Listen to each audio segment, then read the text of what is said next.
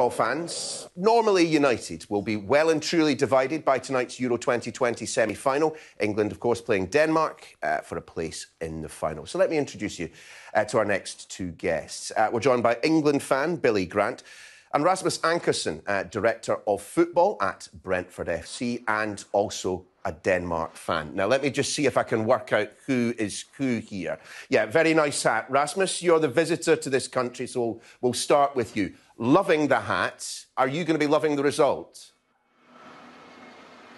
You're ready. That's all I can say. And we're going to love the result tonight, I'm sure. So watch out. Billy, this is your 15th tournament, and I know you've got some affection for Brentford FC yourself, but that's all put to one side. What's the scoreline going to be tonight? 3? I think...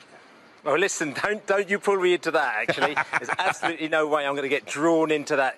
Listen, years and years, every time England play, we get to semi-finals, the golden generation, as fans, we think, yeah, we're going to do the business. But to me, and then we don't. We fluff it every single time. So this time I'm actually holding it down very much so. I have to admit, talking about Denmark have been wicked. This tournament, I've been watching them. I've been going down to Danish bars and watching them as well. As you know, being a Brentford fan, we've got, Norgard, we've got Jensen, we've got, Dalsgaard, who play for Denmark. So I've been backing them.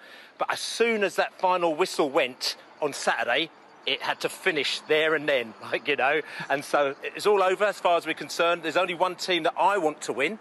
I know we've got to be on our guard. We've got to be on our ball because Denmark are wicked, But one thing I noticed about Rasmus, because Rasmus, you notice that, I suppose you've got the hat, but you're trying to compete with the old Trill B there, what I'm saying, as well. So you pulled your hat out as well, out the bag, Magnus. But I think, if you want to have a hat off, I don't know which one of two of us will win, but I'd like to think that the Trill B will win because it's been all around the world, this one, Rasmus. I don't know if yours has. No, sorry, I will be the impartial observer here and say, frankly, at the moment, it's 1-0 to Denmark. But Rasmus, just in terms of the football, as we were hearing from Billy there, I mean, for many people, Denmark, frankly, was their second team heading through, given everything that we saw happen with Eriksen and so on, and we do wish him well. It will be interesting, won't it, given how many divided loyalties there might be? Yeah, I think Denmark won over a lot of hearts and minds during this Euros, not only because of Eriksen, but also because the football the team has played. So there's a great togetherness in the group, and I think that everyone remembers what happened in '92. At that time, we were actually not qualified, right? But we were all on the beach. The players were on the beaches, and then they were called in, and they ended up winning the Euros. This time, we are much better prepared. We're ready. So I think we go into the game with a lot of confidence. Without being cheeky, Rasmus, have Denmark perhaps gone a little bit further than you expected?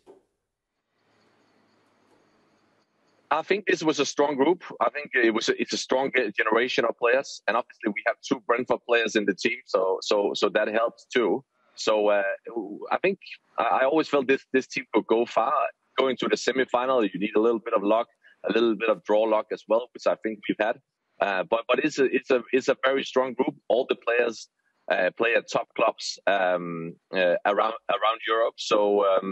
So yeah, I don't think it's a massive surprise, but obviously in a tournament like that, you need a little bit of luck here and there to make it to the semis, and I think we've had that too. I mean, Billy, I was about to ask the same question of you, whether you thought that England had perhaps gone a little bit further than you maybe expected at the beginning of the tournament. Then I remembered that every England fan that I know believes that England will win on day one of every competition that they ever play in.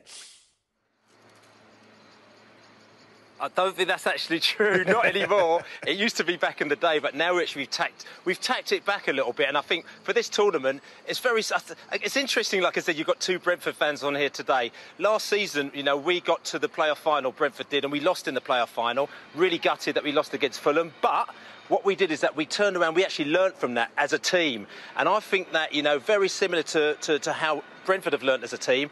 England has also learnt from losing from the World Cup semi-final as well last time. I was over in Russia, absolutely gutted when we lost that match. We were 1-0 up against Croatia in the first half, and then afterwards we fluffed it in the second half, and they got a couple of goals. So I'm actually thinking that we're going to be a little bit more resolute. We're probably not, you know, the way that we play in our football, you know, we've been really consolidating, make sure we're not giving away any goals, and I really do believe that we'll learn from that. And if we get a little bit of luck, and Rasmus knows all about luck, he's the stats man. We had him on our Beesotted Pride of West London podcast we had him on a few weeks ago, and he was talking about sort of stats and everything like that, but he didn't give us the stats about England meeting Denmark, though. But if England get a little bit of luck, I really do believe that we can go all the way. But Denmark are a very good side.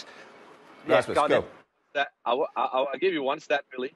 Okay? At the 22nd of September, 1983, I was born. Okay? Then on the same night, you know what happened? Denmark beat England at Wembley 1-0, penalty goal by Alan Simonsen. Okay, that's an important stat because tonight, okay, that may repeat itself. Okay. Billy, what do you think? I mean, I thought it was just a Scotsman in the studio that was stirring things today, but no, the Danes are doing pretty well by themselves. He's pulling them out the bag. I mean, there's only one stat that I'll give you. It's probably not as stunning as that one as well, but I was at the very last competitive game that England played against Denmark, which was in Japan in 2002 World Cup, and we beat Japan 3-0. There was congas up and down the terraces. It's a right laugh. I'm not going to say it's going to happen again today, but that was the last competitive game against Denmark. I don't include the Nations League, because the Nations League was sort of set up to kind of make things happen. But, you know, that's the last competitive Euro or World Cup match.